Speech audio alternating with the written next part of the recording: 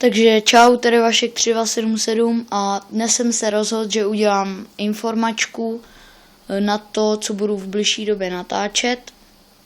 Takže zaprvé mám připravený let's play ze hry The Sims 3 na Xboxu.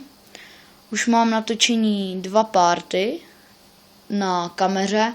Ještě to potřebuji dostat do počítače a uploadnout to na YouTube.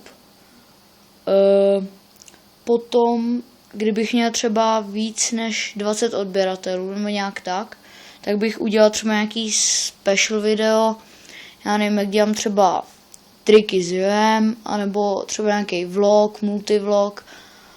No a potom bych asi udělal ten gameplay z Portal 1 Still Alive. Buď challenge maps, anebo normální hru prostě Portálu. Je to demíčko zase na Xbox.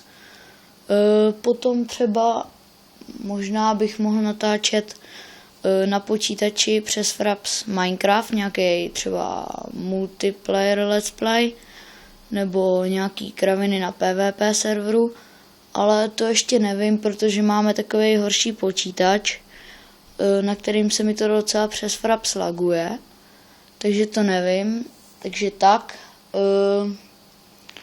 Asi bych potom natáčel ty videa nějaký, nebo ty vlogy třeba už i s nějakým jakoby kámošem, třeba Minecrafta nebo Perna, já nevím kdo.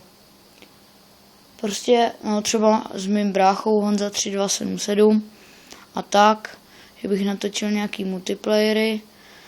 No, takže to bude tady pro tu informačku asi všechno. Takže já Vašek 3277 se s vámi zatím loučím, takže čau.